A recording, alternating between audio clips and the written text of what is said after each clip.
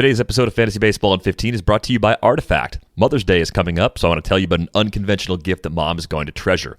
Artifact exists to help you capture the stuff that matters to you and the people you love, sort of like an on-demand podcast studio that you could focus on whatever you want. An Artifact lasts forever, but it only takes 30 minutes to make. You and your siblings could talk about your mom's offbeat sense of humor or share some of your favorite memories, or if you don't want to know you're shopping at the last minute, you could set her up to talk about her life before you were born. Both are great ways to show her how much she means to you. And if you're thinking about your spouse, Artifact can talk with you and your kids about the things big and small that make mom special. Either way, it's a very thoughtful and very personal gift that she's going to love. It couldn't be easier to get started. Go to heyartifact.com/mom and choose the type of interview that you'd like to do. They've got a bunch of options already posted, or you can choose your own. Artifact makes it really easy to book your interview on their website, and the interview lasts about a half an hour, and you just take care of it over the phone. Artifact is your shortcut to giving a gift that mom can cherish for years to come. And if you use our code FBN15, you'll save $40 on your first purchase. Get started at heyartifact.com/mom. 15. On today's Fantasy Baseball in 15, we discussed Dinelson Lamet's shortened debut and a Rookie of the Year candidate in the Marlins rotation. Like death and taxes, Dodger's gonna Dodger. I have not had 3 cold brews yet. It works great in a fantasy league. I'm just glad I am not at the dentist. Fantasy Baseball in 15 on The Athletic.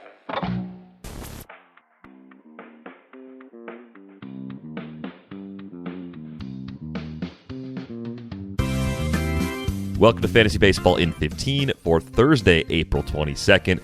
Derek Van Riper here with Nando DeFino.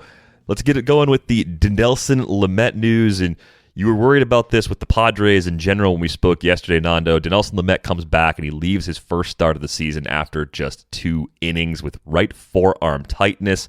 Of course, he had an elbow strain last September and tried to rest and rehab it. He is scheduled for an MRI. This doesn't look good. We've seen this before, and we have a pretty good idea of how stories like this tend to go. And the other bad news for San Diego from earlier this week is Adrian Morejon is going to have to undergo a Tommy John surgery. Yeah, I mean, he's one of my guys that I thought could be sort of a glue guy in that rotation. So this all leads us back to a question about Ryan Weathers, and you were pretty skeptical of him as a possible rotation candidate when we spoke a couple days ago. Well, I mean, let's not put words in my mouth, DVR. All I said was not enough data for me to really embrace him as much as you were embracing him. That's all.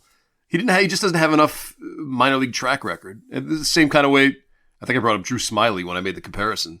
But I mean, now I think I'm forced to like him. Although he could be on a different team, in a week. San Diego's, they're very aggressive. They could go out and make a move and grab somebody. I don't know who, but somebody. Yeah, they are not going to sit idly by. Given the offseason they had, they're going to try and find some sort of trade partner. Let's go to Atlanta. The Athletics' David O'Brien had a ton of updates on the Braves. Ronald Acuna, who's been dealing with an abdominal strain, could be back on Friday. Christian Pache, unfortunately, does not have a timetable to return just yet from his groin injury. Drew Smiley, who was on the IL with a forearm injury, is lined up to start Saturday against Arizona. And his rotation mate, Max Fried, is still day-to-day with a hamstring strain that he suffered while running the bases. So with all of this, Bryce Wilson is likely to start on Sunday against Arizona, possibly a streaming situation for him this weekend, given the Diamondbacks lineup is not necessarily one to fear. Let's get to Ty France. This is why you're here. I mean, Ty France could be back in the lineup Thursday against Boston. He has been day-to-day since getting hit by a pitch on Monday. I just want to play a quick game of over-under with you on the rest of season projections for Ty France. I'll tell you right now, it's all going to be over. I could save you time. Well, I got to give the numbers to the people and all right. Let them judge you for your opinion. I didn't even look at the numbers yet. The bat has a 247 average for Ty France the rest of the season. Over-under. Fix those notes. 274. Do that Sesame Street thing where you change the 7 and the 4 very slowly and they lock into place. Okay, yeah, it's kind of like one of the Price is Right games too, where you take a number out and squeeze the numbers over, but you just don't have the other 4 to the right of that 7. But the horn's only honking once on this one, DVR. 17 homers. Rest of season over from this point forward? Yeah, because I would give him 20 for the year if he gets 17 more. That's I got to go over. I believe in his power. I think it's legit. I think he could hit like 21 from this point forward. I think he could finish closer to 30 than 20. This is the part where I wonder if it's like a perfectly accurate sort of projection. 55 RBIs and 55 more runs, because the Seattle lineup, even when you bring up a top prospect or two, is still not a great lineup. So over-under on the runs and RBIs at 55 each. He's going to have a nice spot in that lineup. I think he'll at least hit his way. I believe it. If he comes back and he's like 7th, I think he'll at least hit his way into 3, 4, 5. So I'll go over on that. I'm bullish on Ty France. We've seen a lot of bad players or good players on bad teams collect those stats just from their place in the lineup. So I'm over. All right. Not a surprise, of course, but it gives people an idea of where Ty France might be going the rest of the season. A few more injury items to pass along. Gio Urshela, day-to-day with back tightness. For now, no further tests are scheduled. We'll see if that changes in the next 24 hours or so. Justin Upton left in the 8th inning of Wednesday's game against the Rangers due to cramps. Doesn't seem like that's going to be an issue as the Angels begin a series with the Astros on Thursday. And Colton Wong, who has been on the IL with an oblique strain, is lined up to return Friday against the Cubs. Let's talk about a few Wednesday standouts. I hinted at this up top, Nando. Trevor Rogers shaping up to be a Rookie of the Year candidate in that Marlins rotation. 7 scoreless with 8 strikeouts against the Orioles on Wednesday. ERA now sitting at 1.64. WHIP sitting at 1 for the season. 31 strikeouts against 10 walks so far in 22 innings. Really, the walks are the only skills concern that we've seen so far, but he has been great so far. Yeah, and it's so many more people than me who were on Trevor Rogers before this year started, and I was just kind of, you know what it is, DVR, and I maybe this is a problem with a lot of people. He's got such a plain name that I don't know, man. Like, it just sounds like a 1989 common card name. You know what I mean? Like, oh, Trevor Rogers. All right, whatever. But yeah, he's legit. That Marlins rotation, if Hernandez, I don't know what the future holds for that poor guy, but they can be very dangerous. There's a lot of value there. And Trevor Rogers, I 100% am on board with you as a possible Rookie of the Year candidate. 1,000%. I'm all over him. He's got a teammate with an 80 grade name, Jazz Chisholm, who's also going to be a candidate for the Rookie of the Year award. That guy's someone special. Oh, Jazz is great. And I think it's, to your point, there is a little bit of truth to this in the minds of like voting for awards and things. If Jazz Chisholm and Trevor Rogers both have equally great seasons in terms of WAR, right? If on paper, as much as a hitter and a pitcher can both look about equal, I could see Jazz just winning because he's fun, right? Cool name. Yeah. Blue hair, really great personality. Chains are bouncing everywhere while he's running. Just an all-around fun player. I could see that being the difference. But Trevor Rogers looking really good. If he was one of your pitching sleepers coming to the season, he's delivered so far. Tyler Mahle, 6 2/3 scoreless, 9 Ks. Didn't get a decision, though, unfortunately, in that Reds-Diamondbacks game. Max Scherzer pitched really well, 6 scoreless with 9 Ks. We saw Ian Anderson go in and survive in Yankee Stadium, which doesn't surprise Yankee fans right now because that offense has been pretty bad. But 6 2/3 scoreless, 4 Ks against the Yankees in the Bronx. I would take that every day from anybody because this offense will wake up. I know they haven't clicked yet. I don't think the Yankees offense is going to be bad all season. I think the turnaround is not far away. Our friend, your friend of mine, Ian Kahn, is convinced that Luke Voit is like the missing puzzle piece to unlock this Yankee awesomeness. But he made a good point. Like, it was, like, he's kind of got like a locker roomy kind of thing. It's not just Luke Voit, the beast, being out there. It's kind of like he brightens the rest of the team up, which I guess is that's all I can think of. I mean, like Giancarlo Stanton is kind of a slow starter. Remember when he came over to the Yankees that first year when his apartment was messed up and everyone was like, oh, that's the problem. He's not relaxed. I don't know, man. There's just something's off. Something's very off, and I don't know if it's Aaron Boone or not, but you can't be 6-11 if you're the Yankees. No, you're never going to get away with that, but they were 3 under 500 on April 14th in 2019, and they won 103 games that year, so... Look at you, Yankees apologist, all of a sudden? They could have losing seasons every year for the next 200 years, and it would make me happy, but I'm just realistic about that team. It's the same team that's top 5 in WRC plus year over year. It's the same guys, and I don't think they all got so old so fast that they're a bad offense. I think Voit is a really important piece in that offense. He's at least 20 to 30% better than league average most years. So that means something, especially when the bench is not always great, but usually their bench guys step up and play well too. Speaking of bench guys, I owe an apology to the Phillies, most specifically to Brad Miller. 4 for 5 and he made a start at second base. I didn't think he could play second base anymore. I thought they were just screwed in the middle infield, but they actually played him in that spot. Brad Miller was good last year as a fill-in for the Cardinals, so I'm on board. If Brad Miller temporarily gets some run, at least against righties, he can play in deep mixed leagues. Yeah, I came very, very close to taking him in a couple leagues in the our NFBC DCs. I didn't because I just wasn't sure he was going to be able to repeat, but he did last year. He's back, man. It's the Brad Miller of old. The Brad Miller DVR used to hate when he played for St. Louis. There's some real power in that bat.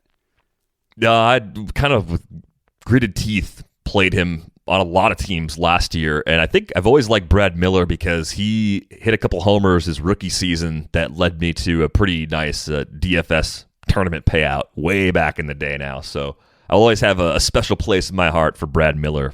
Byron Buxton homered again on Wednesday. He's got 6 in 12 games already. So this Byron Buxton power transformation that I doubted throughout the offseason appears to be very real. So that correction train just keeps on rolling. Austin Riley, 2 for 2 with a homer in the aforementioned Braves-Yankees matchup. Maybe he's starting to heat up at just the right time. It's been a bit of a slow start for Riley. Yeah, I was going into the season just if there was a DH, slam dunk, grab Austin Riley everywhere and bring him up like 50, ADP spots. But I mean, he's one of those guys who's going to play his way into playing time. Got a lot of power, had nice average in the minors. I mean, he's ready to explode and I think be a steady Josh Donaldson for his career. Yeah, I mean, he's got the raw power to possibly have 30 home run seasons. I wonder if he'll ever hold the K rate low enough to max out power-wise. I think he's a good player. I like what he was doing in the shortened season, so I'm sticking with him for now where I've got him because I think the payoff even in the bottom third of the Braves lineup could be a pretty significant one from Riley. Oh, DVR. Lewis Brinson, 1 for 4. I was going to get there. Yeah, I didn't see him in there. I didn't put him on the rundown. I'm still going to get there. All right, sorry. Thank you for letting people know, though, because he's important to our show. Look, no one's perfect. Even the best baseball players strike out with the bases loaded. The best golfers sometimes 3-putt with the tournament on the line. So if you feel like you come up short in the bedroom sometimes, it's perfectly okay. And if it's bothering you, there are options. Go to GetRoman.com/FBN15 now. With Roman, you can get a free online evaluation and ongoing care for ED, all from the comfort and privacy of your home. A U.S. licensed healthcare professional will work with you to find the best treatment plan. If medication is appropriate, it ships to you free with 2-day shipping. The whole process is straightforward and discreet, and getting started is simple. Just go to GetRoman.com/FBN15 and complete an online visit. Take care of your ED without leaving home. Complete an online visit today to connect with a doctor and take care of it. Go to GetRoman.com/FBN15 now to get $15 off your first month. Look, there's a straightforward way to take care of your ED. GetRoman.com/FBN15. Get started now to save $15 on your first month of treatment. Let's get to the Thursday streamers. Not a great list of names. I'm going to run through them. You tell me if you trust any of these guys. We've got Alex Cobb at Houston. I think that the Astros coming out of Colorado maybe struggle a little bit, air density and VMI and everything. Mitch Keller going up against the Tigers. Jose Urania on the other side against the Pirates. Taylor Widener against the Reds. Jeff Hoffman against Arizona. Aaron Sanchez against Miami. Nick Pivetta against Seattle. Or Trevor Williams against the Mets. I mean, some days are not meant for streaming, and in shallow leagues, I would say that definitely is true of Thursday. So I'm kind of the opposite. Like, these are all the guys. This is like a list of people I would love to. First of all, Alex Cobb, I think, should be widely on rosters. He shouldn't be a streamer. I think he should be like a 70% owned pitcher. He's somehow striking people out, which he's never done before. And I think this, the theme here, DVR, is going to be, I think, new teams. Because for me, it's like the guys who jump out to me are Cobb, wildly Urania. Urania, I think, is a different pitcher now with Detroit. I think they've kind of unlocked something in him. He's striking out way more people. He throws 95. It might just be a couple tweaks that they made. Taylor Widener, I think, is borderline legitimate. He was kind of a top prospect coming up. People talked about him, then stopped, and now everyone's talking about him again. And I think he was ticketed for relief and just kind of fell his way into this, what could have been John Duplantier's role in that rotation. And he's been great. Jeff Hoffman, Cincinnati is like a team that just unlocks your crazy strikeout potential. And I think we're looking at maybe a Drew Pomeranz-y kind of thing where you're out of Colorado, these skills finally come through, they're unclouded. And he's got Derek Johnson as pitching coach who's just like, listen, just strike everybody out. Just show me the strikeouts. And Nick Pivetta, to a degree, I think the Red Sox are in need of a stopper, and Pivetta seems like he might just have to be that guy. So I'm kind of into a few of these guys here today. Yeah, I think if I had to pick two, Cobb against Houston and Hoffman against Arizona are the two that I'm most comfortable with, in part because I think Cobb is probably the best pitcher of the bunch rest of season, but Hoffman in Cincinnati is interesting. I'm totally with you there, and I don't respect the Arizona lineup right now, which will probably burn me because I didn't respect Philadelphia's bench, and Brad Miller came out and wrapped out 4 hits yesterday. Well, it's different. At least you're talking about the lineup, which is, the elite. Yesterday you made fun of the bench, which is the guys we all root for. That's why it hurt a little more. Speaking of Cincinnati, I wanted to take our Stock Watch segment and take a look at the Cincinnati bullpen. Amir Garrett, who I really liked throughout draft season, has not pitched well to begin the year. Blown save Wednesday night, entered with a 3-run lead for the season, 4 Ks against 7 walks, 3 homers allowed, 9 hits in 5 innings. His hold on those save opportunities has to be slipping away a bit. How do you see things possibly getting reshuffled? Is it Lucas Sims, or is it somebody else that you'd be looking to possibly take on a larger share of that role? I know what you're baiting me into, and I'm just going to say it. It's going to be Jose De Leon. I think he's more of a bulk guy for them, though. No, he's pitched. His last 2. He pitched an inning, struck out 3. Pitched an inning, struck out 3, back-to-back days. Anyway, the point is, they're pitching him a lot in the bullpen now. Suddenly, just trust me on this one. Jose De Leon's going to be the closer in that bullpen. He's got the stuff. It's possible. I didn't realize they were shortening him up as much as they did. I thought they were going to use him 2 innings at a time. 1 inning, 3 strikeout. Oh, do you have the game log in front of you? Yeah. He's pitched on back-to-back days, so he probably won't pitch on Thursday. But 3 games in a row now with 1 inning or less after the brief time in the rotation. So I would say, yeah, he's got to be a candidate, right? If you're short relief there, you could be. Lucas Sims was my first thought because I've had him in a few places, sort of waiting on him to be the next option up if Garrett did struggle. But I'm surprised Garrett is struggling this much. I really thought he was going to take the job and run with it this season. That is going to wrap things up for this episode of Fantasy Baseball in 15. If you're enjoying the show on a platform that allows you to leave a rating and review, we'd greatly appreciate that. For Nando DeFino, I'm Derek Van Riper. We are back on Friday.